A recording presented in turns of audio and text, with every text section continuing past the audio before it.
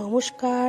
এক মুঠো স্বপ্ন ফাউন্ডেশনের পক্ষ থেকে আরেকটি ভিডিও নিয়ে আমরা হাজির হলাম। আমরা গত একটি পোস্টে বলেছিলাম যে আমরা আমাদের অভিজ্ঞতা শেয়ার করব। হ্যাঁ, আমাদের এক মুঠো স্বপ্ন ফাউন্ডেশনের জন্মদিন, আর তার জন্য আমরা কিছু মেধাবী ও খুব দরিদ্র যেসব বাচ্চা আছে তাদেরকে কিছু খাতা, পেন, লজেন্স আর বিস্কুট তুলে দেব। সেই জন্যই সব বাচ্চারা দাঁড়িয়ে আছে।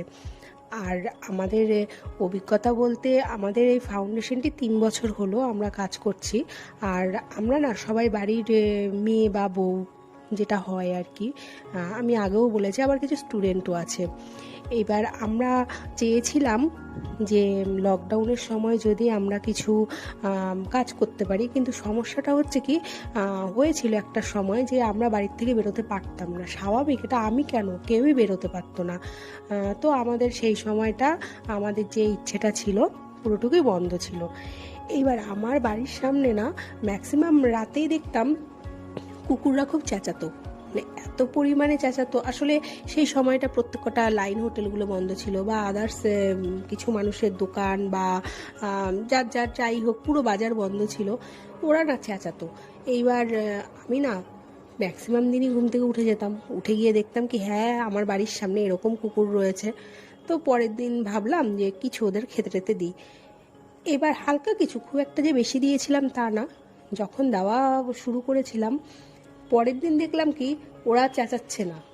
তারপরে আমি ঠিক করলাম যে এদেরকে এবার থেকে আমাদের জন্য যখন রুটিটা হয়, এদেরকে একটা করে রুটি দেবো। তো একসাথে 22 থেকে 23টা কুকুর ছিল সেই সময়। এবার তাই করলাম। তো সেই সময়টা আমার ছেলে স্বস্তিক, সে বলল যে মিমি, আমাদের তো মিড ডে মিল প্রচুর আসে। আমি বললাম হ্যাঁ আসে। বললো রেশন থেকেও আমাদের চাল আসে। হ্যাঁ আসে। রেশন থেকে আমাদের গমও দেয়। বললাম হ্যাঁ তাই তো। বললো তাহলে এগুলো এবার থেকে ওদের জন্য কাজে লাগাই আমরা। যেমন কথা তেমন কাজ। আমরা ওই মিড ডে মিলের যা ছিল আর রেশনের যা যা ছিল তাই দিয়ে আমরা কাজ শুরু করে দিলাম। সেই সময়টা খাওয়াতাম, কুকুররা ছিল, রাতেও থাকতো দিনেও থাকতো, খাবার পেত, সব বন্ধ ছিল যেহেতু।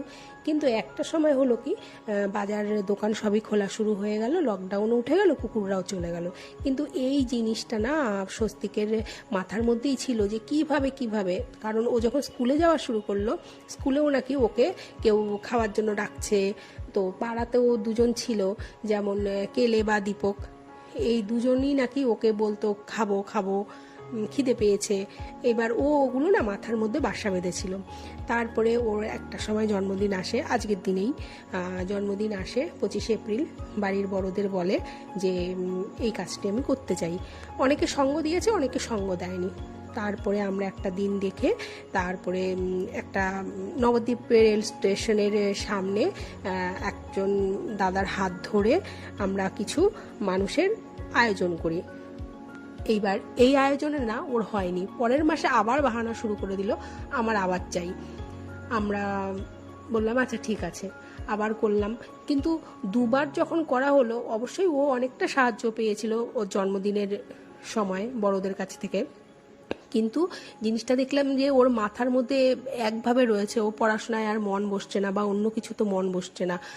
তারপরে আমার যারা বন্ধুরা ছিল, বা পাড়াতুতো বৌদি, বন্ধু, বোন, ভাই, সবাই যারা ছিল, তারা বলল চলো আমরা এবার তাহলে কাজটা নিয়ে এগোই।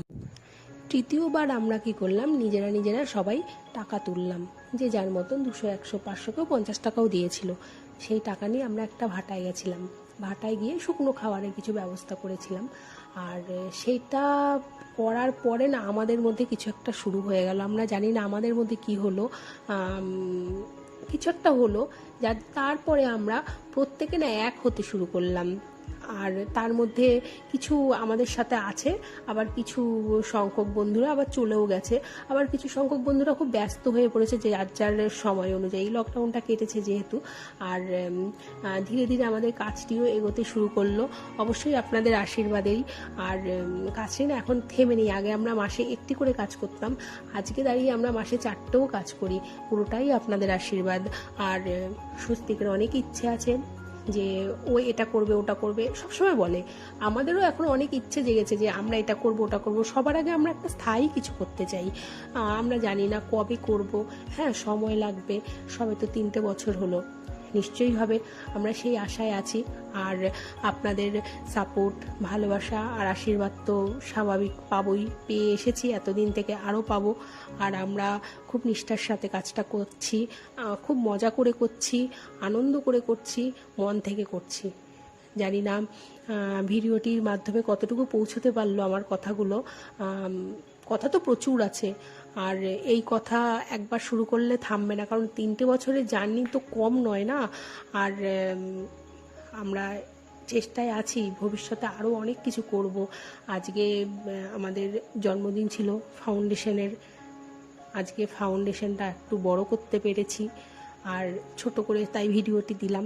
ভিডিওটি ভালো লাগলে একটি লাইক করবেন। নমস্কার।